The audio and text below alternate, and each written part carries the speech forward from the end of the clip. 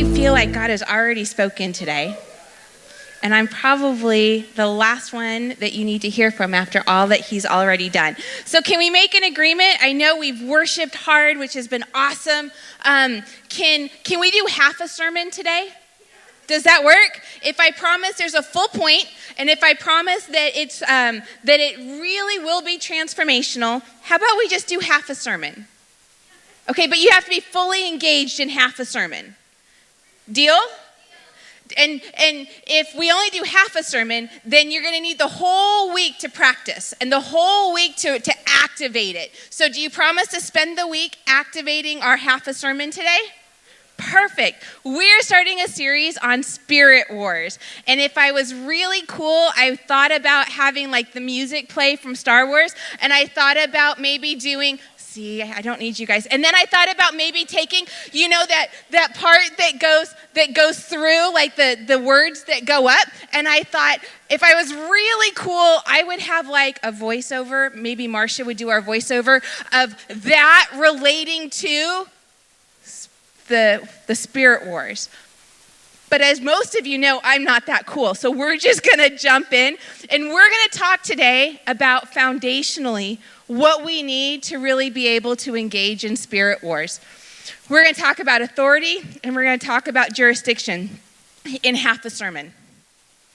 So we have to understand these things. Whenever a nation or a sovereign goes to war, there has to be authority. We have to understand authority, and we have to understand jurisdiction to be able to engage in war. There are rules of engagement.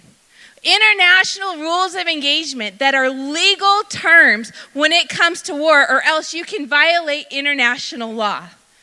Just like that, there are spiritual laws for kingdom engagement that we need to know. Foundationally, we need to understand authority. We must understand and stand under authority to ever be able to properly stand in authority. How many of you want to stand in authority? I do. I know it's my inheritance. I know that it's mine, and I want to stand in it. But to ever be able to stand in it, I have to understand and stand under it. Authority is a power to act, especially over others, that derives from status, position, or office. It is not just some intangible thing that's some thing in name or title only. It is a power to act that is given us from a sovereign because of our position, because of our office, because of our status. It's given us. Jesus had all authority, right? We know that. All authority in heaven and on earth was given to Jesus. And when he was leaving this planet, in Mark 13:34, he said, "It is like a man going on a journey. When he leaves home and puts his servant in charge, each with his work, and commands the doorkeeper to stay awake." So Jesus says, hey, I'm going. Here's the authority. I'm putting you in charge. You each have jobs, and I'm putting you in charge. He gave us our authority. That's why we have authority. He was the sovereign that gave us the power to act. Our kingdom authority is based upon his authority and our position in the kingdom. We're co-heirs with Christ. Just like Ryder, who we were blessed to adopt, and my daughters, Kinsey and Kylie, who we had the old-fashioned way, they are co-heirs. They all take together under our estate. They are all equal. Guess what? We get to be co-heirs with Christ. What he has, what he was given, he says, here you go. It's all yours. It's just up to us to decide. That's authority, the power to act. We have it because Jesus had it. Jurisdiction is a different matter. Now, for a moment, I want you to imagine with me that instead of being in a church setting, that you are in my first year law school classes with me. After my first day of law school, I went home and I told my husband all about my professors and how crazy my professors are. And I had this professor, he was our civil procedure professor. And civil procedure is just how you actually get into court and how court actually runs, the rules of the game. And this man, he would talk very slow. And he would tell us that things were going to percolate and ruminate. And that's how we were going to learn civil procedure. Now that you feel like that was a full sermon, it was a little difficult to track with him, but one of the things that got drilled into us was jurisdiction. Jurisdiction is a legal term. And what it is it decides the limits and the territories within which authority may be exercised. Guess what? Courts that have been given full authority don't have authority everywhere. They don't have authority over everybody. I can't be hauled in and sued just anywhere.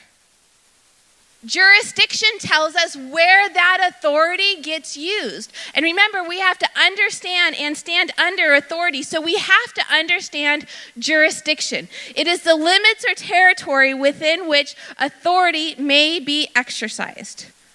Authority can only properly be exercised within proper jurisdiction. Jurisdiction determines which court system should properly adjudicate a case. Therefore, it literally determines which laws will apply to the case. And it's not a given just because somebody has authority.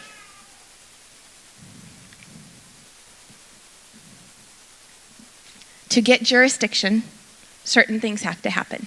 There's two types of jurisdiction. Jurisdiction, you have to have personal jurisdiction, and you have to have subject matter jurisdiction. Okay, so let's talk about personal jurisdiction. If a court doesn't have jurisdiction over the people involved in the case, it cannot hear the case no matter how much authority that it has. So they have to determine that there's actual jurisdiction. And here's how it can be determined. It can be determined based upon presence. Just the mere fact that I want to sue somebody and I can find them within the state of California and I can serve them means that the court has jurisdiction over them. Presence. You guys tracking with me? Are you making some connections I haven't made yet? Good. If you are there to avail yourselves of the privileges of the court, you can be subject to the power of the court. Which means if that court's going to protect me, it can protect others from me. That's why your domicile is also a factor. Where are you living? Are you living in the territory, the jurisdiction of the court, or are you not? Consent. Maybe the court doesn't have any jurisdiction over me at all, but I can say, guess what, court? I'm going to give you jurisdiction over me in this case. And if none of those apply, the final test is whether it complies with fair play and substantial justice. Is it just to bring this person within the jurisdiction of this court? Maybe they're a big corporation that is located elsewhere and the CEO and the board of directors live somewhere else, but you know what? They're selling cars here in El Cajon, California, and because they're selling cars and doing business here, they should be subject to the court. For that, they look at the contacts and the nature of those contacts. This is a little bit where subject matter jurisdiction comes in. Remember, personal jurisdiction and subject matter jurisdiction. Am I having these contacts with the territory on a particular issue that says that this court gets to rule and reign in this issue over me? So let's pause for a minute. We're about 75% done with our half a sermon. Have you given God personal jurisdiction over your life?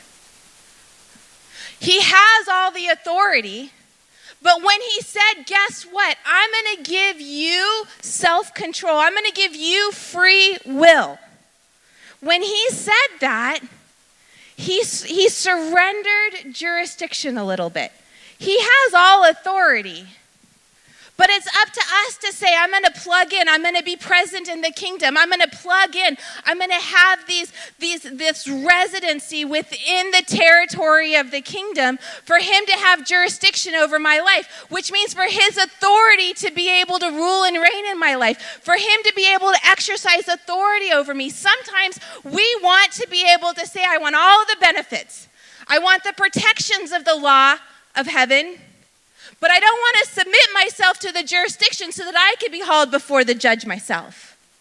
That's not authority. That's not authority. That's not the type of authority we need to stand in and under. The authority that we need to understand is the one that says you get it all. You get it all. Are there subject matters in your life that you're not walking holy? If there's subject matters where you're not walking holy, it's because you haven't given him jurisdiction in that area. You haven't said these rules of kingdom get to apply to this part of my life so that I can walk in victory over it. So stop and think for a moment. Is there a subject matter that you need to submit to his authority? That you need to say, hey, you can have jurisdiction in this area. You can rule and reign in this part of my life. Because guess what? You know how we walked through how you can get personal jurisdiction? And one of those is that you can consent to it. You cannot consent when it comes to subject matter jurisdiction. You can't say, I haven't done what I'm supposed to do, but I want it anyways. This one, it's either there or it's not. Family court doesn't get to decide criminal issues. It's there or it's not. Bankruptcy court doesn't get to decide child custody. Subject matter jurisdiction is there or it's not there. You have to proactively say, I'm going to take these things and I'm going to put it within God's jurisdiction so that he can allow the rules of heaven to adjudicate that issue in my life. Where don't you have breakthrough? Have you been having enough contacts with heaven in that area for him to have jurisdiction? Because if not, you don't necessarily get the benefit of the rule and authority of heaven in that area. You have to say, you get this, God. Which means when I don't have breakthrough because my heart is hurt because somebody hurt me, I have to determine if the area of forgiveness in my life has been given subject matter jurisdiction to the King of Kings and Lord of Lords or not. If not, I can't, it's not reasonable, it's not legal to expect God to use the rules of heaven that I love to quote, that we can just kind of throw out there to adjudicate that part of my life if I haven't given him jurisdiction. We have to do both. We don't get to fight in the spirit wars the way we're supposed to if we don't understand authority and jurisdiction. And we have to first understand it from the perspective of, I need to stand under authority. I need to understand the authority he's supposed to have in my life. The authority that says, I need you to stop doing that. The authority that says, I need you to beef this up, and if you have to make sacrifices to do it, do it. I need him to have the authority in my life that he can say, hey, this, and this, all of these areas, I need you to take this principle and apply it there.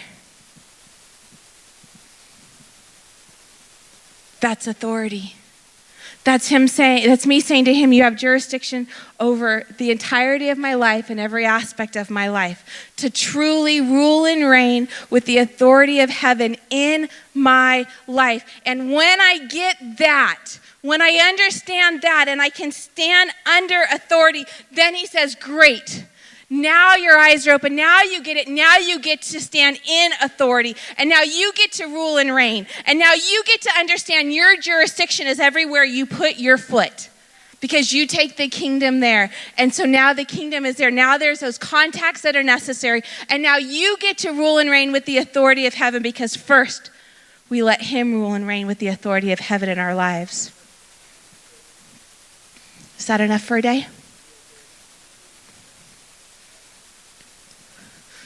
I'll give you one spoiler alert for the second part. There is a choice weapon in Spirit Wars. This weapon truly lets you access every other potential supernatural weapon that there is. This weapon lets you defeat all of the demons in front of you, all of the schemes of the enemy. This weapon unlocks it all. This is the choice weapon. That weapon is your choice. You literally get to choose.